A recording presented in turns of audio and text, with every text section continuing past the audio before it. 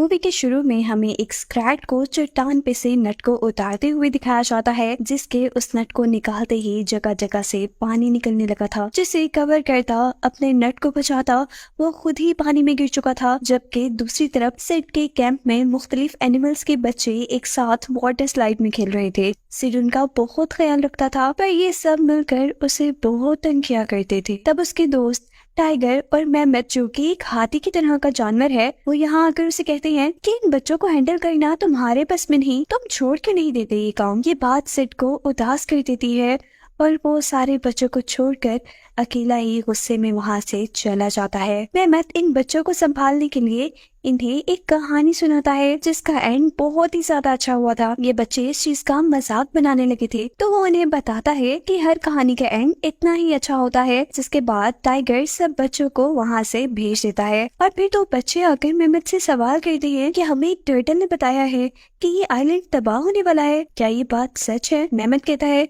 ओ नहीं, डरने की कोई बात नहीं, मैं करता हूँ टर्टल से बात, क्यों वो बच्चों को डरा रहा है।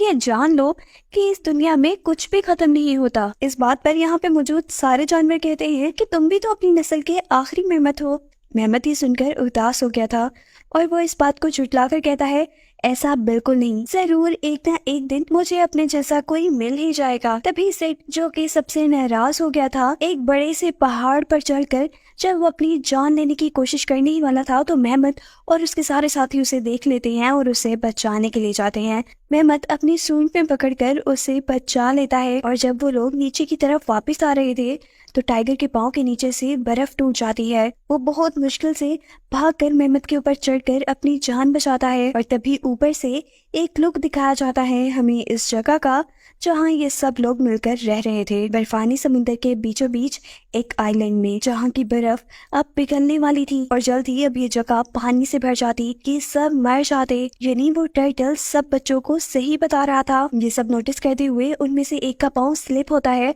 और वो सब के सब एक साथ ही जल्दी से नीचे पहुंच जाते हैं और वहां जाकर सबको बताते हैं कि टर्टल सच कह रहा था, हमारा आइलैंड तबाह होने वाला है। कोई भी इनकी बात नहीं मानता। तब एक परिंदा सबसे आकर कहता है कि मैं देख कर आ रहा हूँ वो सब जो ये तुम लोगों को बता रही है, और तुम सबको अगर अपनी जान बचानी है तो तुम्हें आइलैंड के पार एक ऐसी शिप पर चढ़कर यहाँ से दूसरे आइलैंड पर जाना होगा जो एक बड़ी सी पहाड़ी के ऊपर खड़ी है। और हाँ, एक और बात, बोट को 3 दिन से पहले ढूंढ लेना, वरना 3 दिन के अंदर अंदर सब तबाह। उसकी बात अभी पूरी नहीं हुई थी कि ऊपर से एक बड़ा सा बर्फ का टुकड़ा उन पर आकर गिर जाता है, जिससे डरकर वो सब वहाँ से भाग गए थे, क्योंकि बर्फ के टुकड़े के अंदर 2 खूंखार क्रोकोडाइल थे। यहाँ से जाने के बाद उन सबका मकसद अब बोट को ढूंढना था, जिसके चक्कर में इस मेमत को अपनी ही जैसी एली नाम की एक फीमेल मेमत दिख जाती है, जिसे देखकर वो बहुत खुश हुआ था। यानी सच में वो अपनी नस्ल का अकेला मेमत नहीं था, उसके जैसा कोई और भी था। उसे खुशी थी कि लोग अब उसे इस बात पर तंग नहीं किया करेंगे कि उसकी नस्ल खत्म हो गई है। पर एली तो छोटे छोटे पोसम नाम के जानवरों जैसी हरकतें कर रही है, क्योंकि उसकी सारी फैमिली के खत्म होने के बाद वो बचपन से ही पोसम्स के साथ रह रही थी और अपने आप को भी पोसम ही समझती थी। तब मेमत एली को एहसास दिलाता है कि तुम एक पोसम नहीं हो, मेमत हो, और ऐसी हरकतें करना बंद करो, जैसे मैं कर रहा हूँ वैसे करो। मेमत ने अब एली के साथ साथ उसके दोनों पोसम भाइयों को भी अपने ग्रुप में शामिल कर लिया था। वो लोग अब आगे बढ़ते हैं तो पानी के अंदर से होते हुए उनके पाँव के नीचे की बर्फ मेल्ट हो जाती है, जिससे टाइगर और सिड खतरे में आ गए थे, क्योंकि सिड पानी में गिर चुका था। टाइगर उसे बचाना तो चाहता था, पर वो बचा नहीं पाता क्योंकि वो खुद पानी से डरता है। इसी सब में उनका सामना हो जाता है खतरनाक और खूंखार क्रोकोडाइल से, जिन्हें हमने पहले भी देखा था। इस वक्त ये मेमत पर हमला करने ही वाले थे, जो बहुत ही बहादुरी से उनका सामना करते हुए अपने बड़े बड़े दांतों से उनको उठाकर दूर फेंकता है। और फिर वो एली को देखता है। शायद एली इस चीज से इम्प्रेस हुई हो, पर एली तो अपनी जान को खतरे में डालना बेवकूफी समझती है, यानी वो उससे इम्प्रेस नहीं हुई। अब इस ग्रुप का एक साथ फिर से सफर शुरू हो गया था। छोटे छोटे पोसम खुद भी बहुत ज्यादा मजा कर रहे थे और इन सबको भी करवा रहे थे। यहाँ से टाइगर को भाइयों की तरह समझाता है कि अगर तुम पानी से डरते हो तो तुम्हें अपने डर को हराना चाहिए, जबकि मेमत और एली के बीच में लड़ाई खत्म होने का नाम ही नहीं ले रही। टाइगर मेमत को समझाता है कि तुम्हें एली को इग्नोर नहीं करना चाहिए।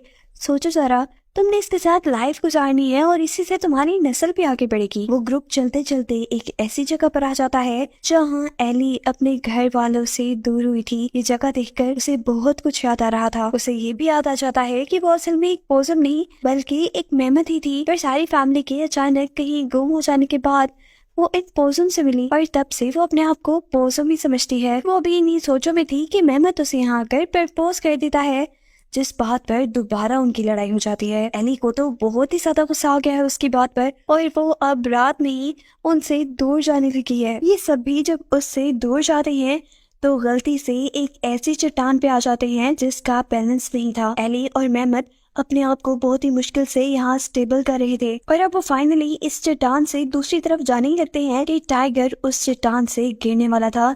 ये देखकर वो दोनों अपनी जान को खतरे में डालकर अपनी सूंड को मिलाकर एक साथ टाइगर को बचाते हैं। इसके बाद वो फाइनली एक सेफ पहाड़ी पर भी आ गए थे। एली को एहसास होता है कि ग्रुप में रहना कितना ज्यादा सेफ है, कैसे एक दूसरे की मदद करने से वो लोग इजीली खतरों से निकल जाते हैं। ये सब सोचते हुए वो भी अपनी नाराजगी भुला देती है और इन सब के साथ रहने का डिसाइड करती है। रात को सब सो जाते हैं और हम देखते हैं कि सिर्फ जैसी छोटी क्रिएचर उसे ही उठा के यहाँ से ले गई है। वो उसे अपना देवता मान रहे थे। वो भी जानते थे कि ये आइलैंड खत्म होने वाला है। सिड को ये देखकर काफी अच्छा लगता है। इन छोटे छोटे जानवरों ने काफी सारे पत्थरों को मिलाकर उसका स्टैचू भी बनाया हुआ था। इस स्टैचू को देखकर हमें पता चलता है कि शायद इसी स्टैचू के ऊपर मेहमत और एली की जान खतरे में पड़ी थी। अचानक से ये सब सिड को कैद कर लेते हैं और उसे आग के लावा में डालने की कोशिश करते हैं, क्योंकि उनका मानना था कि उनकी देवता की बलि से वो इस मुसीबत को टाल सकते हैं। सिड की जान खतरे में थी, लेकिन वो चट्टान जिसे इन लोगों ने सिड का बुत बनाया हुआ था वही सिड की जान बचा लेती है। सुबह होने पर वो सारी कहानी आकर अपने ग्रुप वालों को बताता है, लेकिन कोई भी उसकी स्टोरी पर यकीन नहीं करता क्योंकि सब अपने इर्द गिर्द बहुत साफ पानी देख रहे हैं। उन्हें पता चल गया है कि उन्हें जल्द ही बोट तक पहुंचना होगा, नहीं तो वो सारे मर जाएंगे। इस सब के रास्ते में उनका सामना बहुत से खूंखार परिंदों से भी हुआ था जो उन्हें मारना चाहते थे, लेकिन ये सब लोग किसी न किसी तरह बचकर उस चट्टान पर पहुंच चुके थे जिसके ऊपर एक बोट नुमा लकड़ी थी।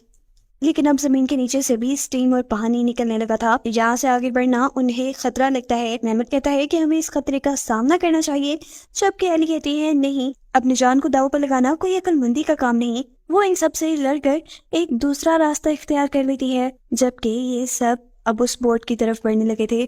उन्हें अपने से आगे बहुत से जानवर भी दिखाई देते हैं जो ये जगह छोड़कर जा रहे थे। अब अचानक एक बर्फ के टूटने से हजारों गैलन पानी उनके आइलैंड में आ गया है, उसी तरफ से जहाँ की तरफ एली जा रही थी। जिनी एली और उसके भाइयों की जान खतरे में थी। यहाँ दिखाया जाता है कि एली और उसके भाई पत्थरों में फंस चुके हैं, जिससे आगे एली तो बिल्कुल नहीं निकल सकती।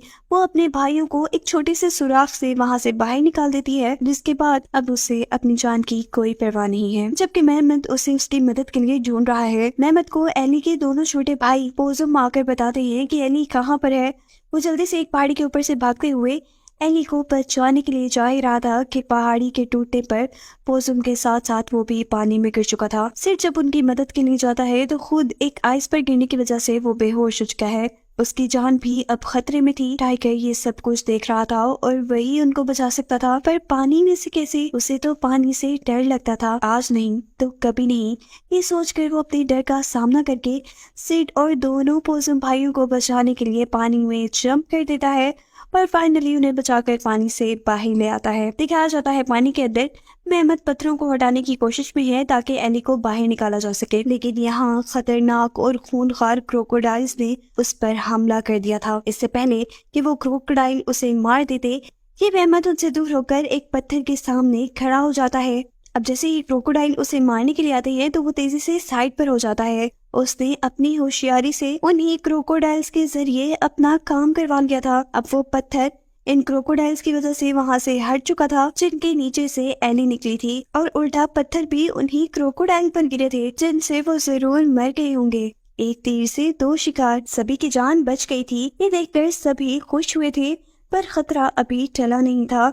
इस जगह से निकलना बाकी था, जिसके लिए उन्हें बोट हासिल करनी थी। पर कैसे? अभी वो यही सोच रहे थे कि तभी हमें दोबारा स्क्रैट को दिखाया जाता है जो मूवी के शुरू से ही एक नट के पीछे पड़ी हुई है, जो बार बार उससे दूर हो जाता है। वो उस नट को तोड़ने के लिए उसे बर्फ की चट्टान के ऊपर मारता है। नट तो नहीं टूटता, पर चट्टान टूट जाती है, जिससे एक अच्छा काम ये हुआ था कि उनके आइलैंड का सारा पानी अब दरिया में चला गया था। फाइनली उनके ग्रुप के साथ साथ इस आइलैंड के सभी लोगों की जान बच चुकी थी और ऐसे वो सभी खुश हो गए थे। उन्हें अब यहाँ पर बहुत सारे मेहमत भी दिखाई देते हैं, जिसे देखकर वो लोग ये जान चुके थे कि उनके ग्रुप में रहने वाला वो मेहमत अकेला मेहमत नहीं है। एली जब अपनी ही तरह के सारे मेहमत के साथ चली जाती है, तो इस मेहमत को भी सारे कहते हैं कि तुम एली के बगैर खुश नहीं रह सकोगे, तुम भी उसके साथ चले जाओ। मेहमत जो कि अब एली को पसंद करने लगा था, वो भी एली को नहीं छोड़ना चाहता था।